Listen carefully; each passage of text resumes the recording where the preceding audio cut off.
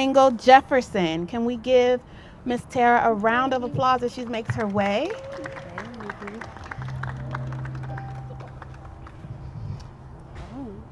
Welcome. As you get ready there, I'm going to read your bio. Okay. It's an abbreviated version, just so you know. This is for all of our speakers today. But Tara is the founder of the Self-Care Suite, a digital wellness community for Black women, a certified breathwork facilitator, and wellness advocate. Her voice has been featured on New York Magazine's The Cut, Black Enterprise, and Essence. She's delivered talks on wellness for SiriusXM, Wayfair, Priceline, and more. Her debut nonfiction title, Bloom How You Must, hit bookshelves in the fall of 2025. Woohoo! Born and raised in the Midwest, she lives in Ohio with her husband and her 2 children. Welcome. Thank you. I'm so excited for you to be here because I'm a member of the digital community. Yes. And you're here in real life. Yeah, I'm here in real life. In real life. I'm here with you. Right. So could you tell us more about who you are and how you got on this journey? And then explain to the people more about Self-Care Suite. Yeah. So it's a really long story. I'm gonna try to make it. We like stories. A little abbreviated because I could be here all night. Which is why I wrote a whole book. Like I don't ever shut up. But I think my journey really started as a young mother. I had my oldest child, my daughter, when I was an undergrad at Kent State. And then I had her brother a few years later. And I think that I had postpartum after my daughter and I had postpartum after my son I never got it treated. So it just kind of morphed into regular, everyday depression. And so having that be untreated and just kind of feeling really down, I was trying to figure out, like, how do I get out of this? How do I, kind of raise myself up? How do I find the answers to be better, to feel better, emotionally, mentally, physically, all of the things. And the answer for me, I was like, well, I think it's community. So I don't know if I have the answers. I don't know if you have the answers. I don't know if you have the answers, but I feel like if we all get in the room together, somebody's going to be able to say something that sparks something that leads to me and everybody else healing. And so I started the Self-Care Suite in 2015. So it's 10 years this year, which is crazy. I never thought that I would still be leading workshops and retreats and all of these things, virtual sessions, 10 years later, and then writing books on top of that.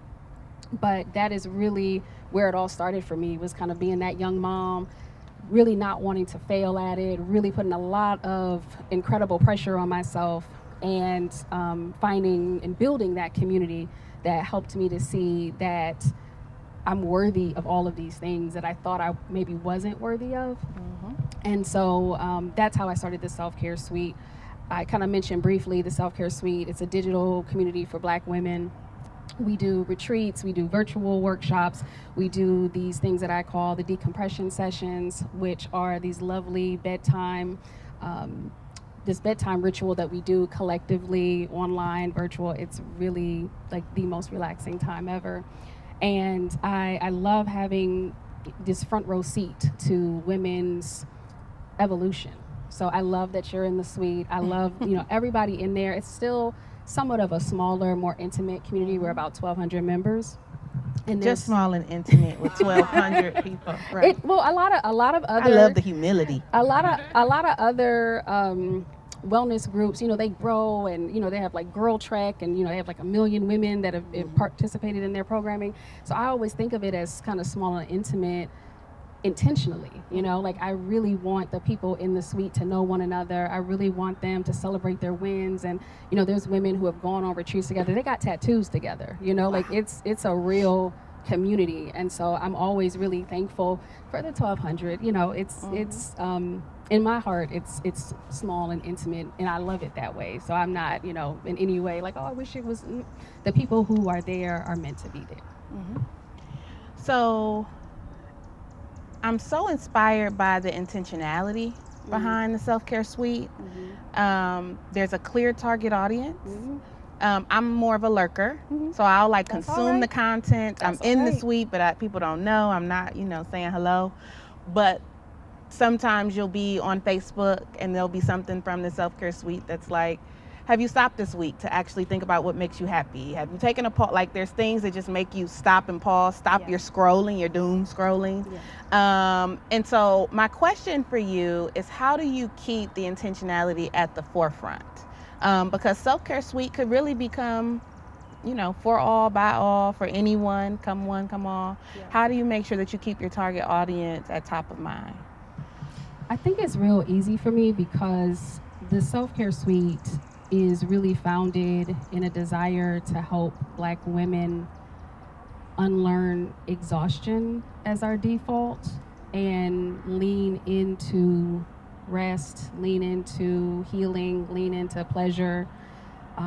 I do a lot of this work with my mother and my grandmother in the forefront of my mind. So I think about my mother, a woman who has worked at one point 3 jobs continuously. She was only off work, I'll put it this way, not about how much sleep she was getting. She was only off work for about 4 hours a day. So that doesn't include like time to drive home, be home for 3 hours, drive back to the next job. So she did that for 8 years, right? So that's my mother. My grandmother is 86, and until my great grandmother died 2 years ago, my grandmother was her primary caretaker for the past 20 years. So imagine, 84, and she's been taking care of her mother for 20 years, since she was 64. And just thinking about those 2 women, how hard they work, how much they are, just how much they have given to their families, how much they have sacrificed, how much they have given of themselves. And my mother has literally like worn her body down into the ground just from keeping that pace of working so much. It's very easy for me to keep Black women at the forefront of the Self-Care Suite because I know that's not just my story. I know other people have moms like that, other people have grandmas like that. You all may be like that, may be working several jobs, may be really exhausted, may not have the community that you need. And so that makes it very, very easy for me to keep it, front of mind.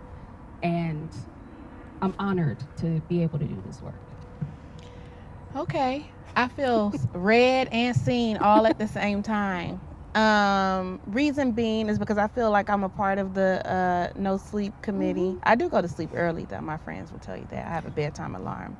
But I still don't feel rested. And so could you share more?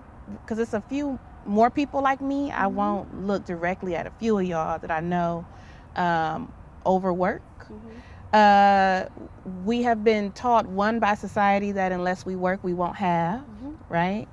And that's a very real threat, especially for Black families and Black women who we know by data take care of Black families primarily.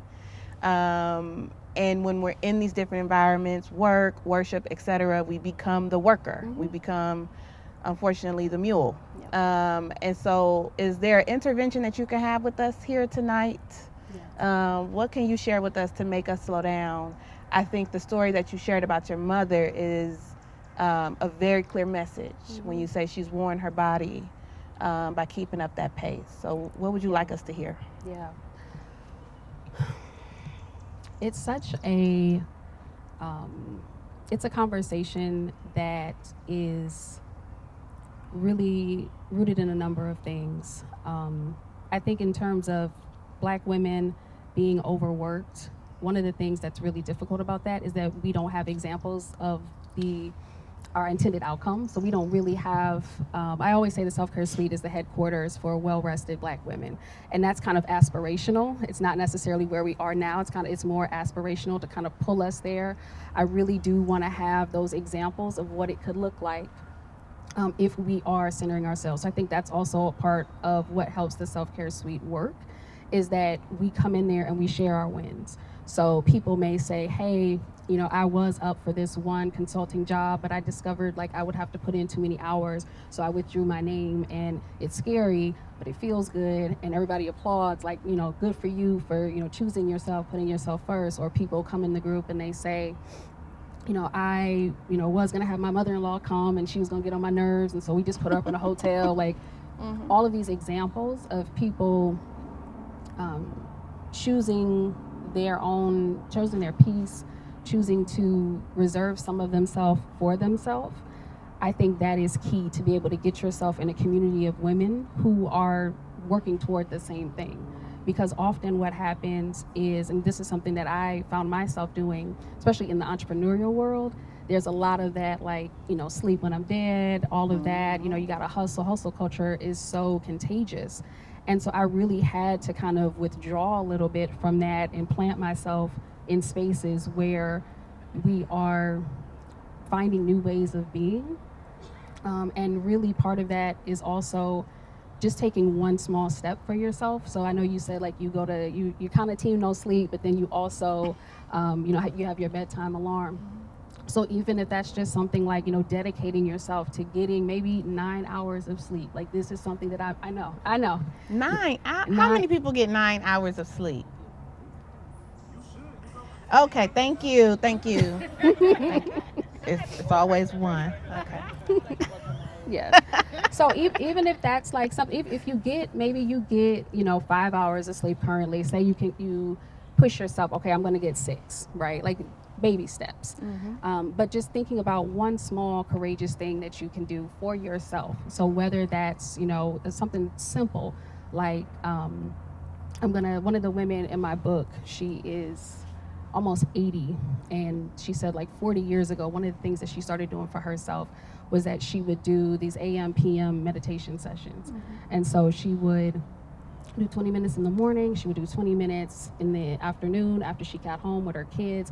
And that was the thing. She locked herself in her room. She told the kids, do not bother me. I don't, unless somebody's bleeding, somebody's hurt, do not bother me.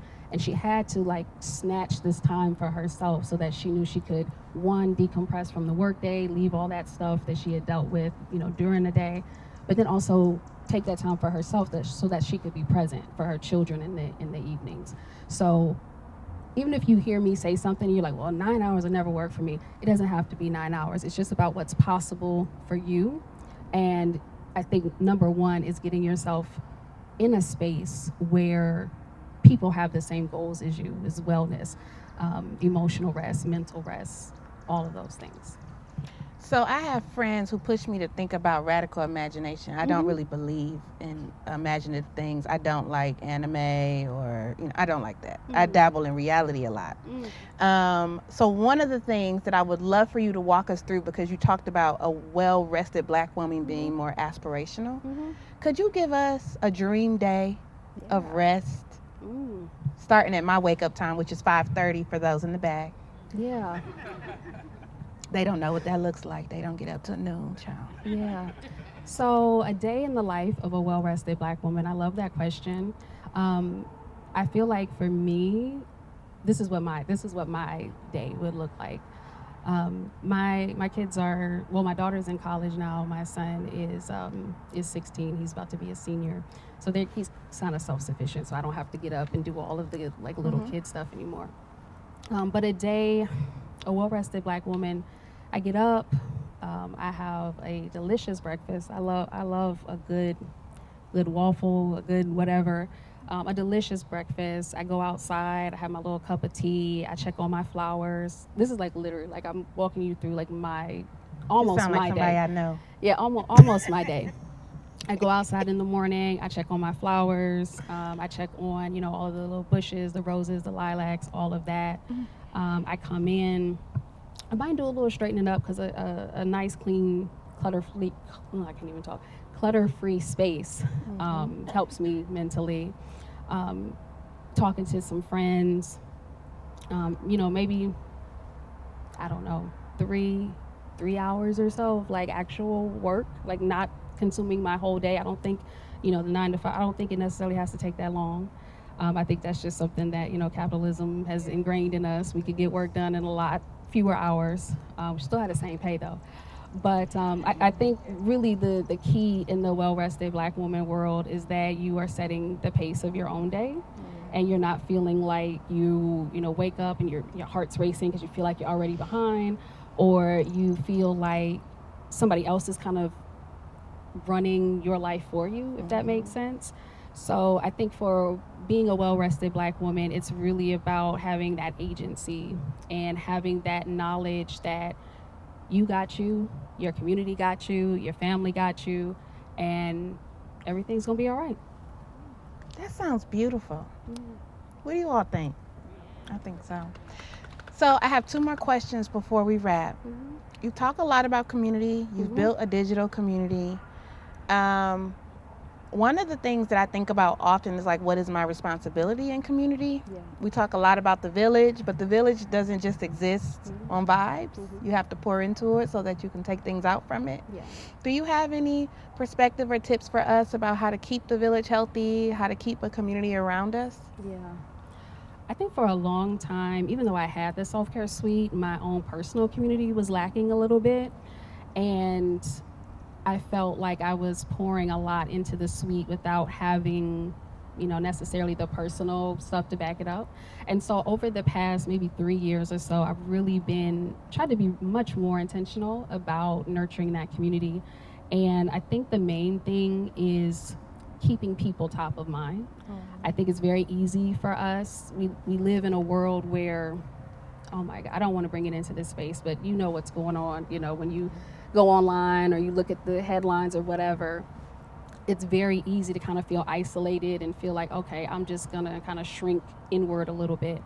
But I think for me, in nurturing that community, it looks like every time I go to the store, I buy greeting cards and like the little $1.99 greeting cards, and I keep them and I send them out for everything. I send them out for, you just had a baby, you just got a promotion, whatever, just because I'm thinking of you card. That's one of the things that I do just to keep people feeling loved in my community.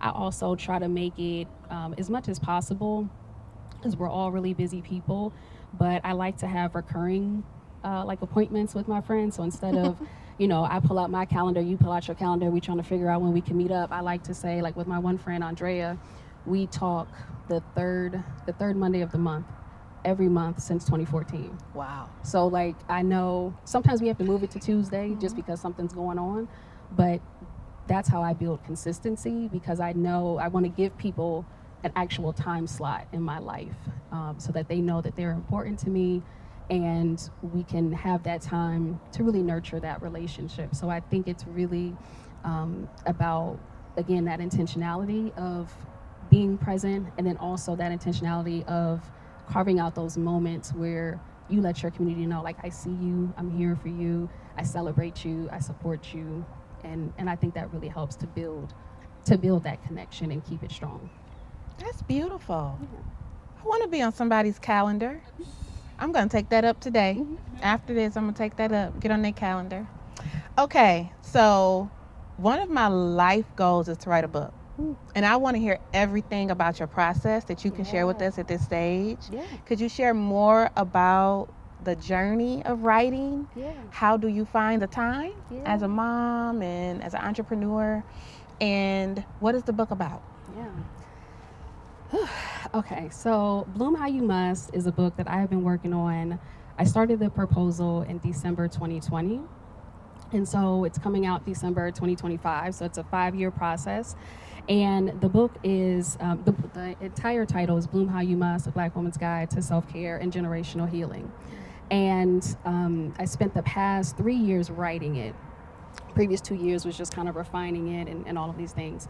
But within the course of the book, I interviewed 100 Black women across the age spectrum. From the youngest one is 19, the oldest one is 99. And so over the course of 3 years, I sat down and I interviewed all of these Black women. I would say the bulk of them kind of fell within that maybe 40 to 65 age range, but I got them, all of the generations represented. And I think the process of doing that really helped the book just kind of flow out of me, because there's so many stories, and I wanted to include all 100 didn't make it into the book because the book would have been 700 pages. But there's so much beauty, there's so much strength, there's so much resilience, there's so much joy and love, and just there was just so much inspiration in doing those interviews and weaving that into the story structure of the book. And so I definitely learned so much about being a Black woman and the legacy that we have. Oftentimes, we don't think of Black women as having a legacy of self-care or having a legacy of wellness. But like I said to you about the woman who's 80, she was doing this in the early 80s. She was having her meditation sessions and carving out this time for herself and doing what she could to show up better for herself and her children. And there's just so much that I took away from that I hope that everybody who picks up the book, that they also take away. So, yeah, I'm really excited for it to come out in December. Like I said, I've been working on it for 5 years. I just cannot wait to see it. It's just, book publishing takes a long time, but I'm really thrilled to have it out and to be able to continue these conversations about self-care and wellness and generational healing. Congratulations. Thank you. That is beautiful. Thank you. And again, very humble, because if it was reversed, girl, I would have went on and on. Okay. Can we give Ms. Jefferson a hand clap, please? I'm so moved. I'm so grateful that you're here. I'm grateful that the weather held up for you to be here outdoors. And could you invite those who might be interested in finding the Self-Care Suite on how they can go about doing that and how they can kind of join your community? Yeah, sure. So you can find us at the Self-Care Suite. It's Suite, SUITE. And you can find us on Facebook, Instagram, theselfcaresuite.com. You can find me on Instagram at Where Women Bloom. Or you can search my name. I come up either way. But I'm happy to be here, happy to see all of you. Love to talk and chat with all of you. If you want to figure out how to sign up, I can help you do that. But I'm really happy to be here, so thank you. Thank you.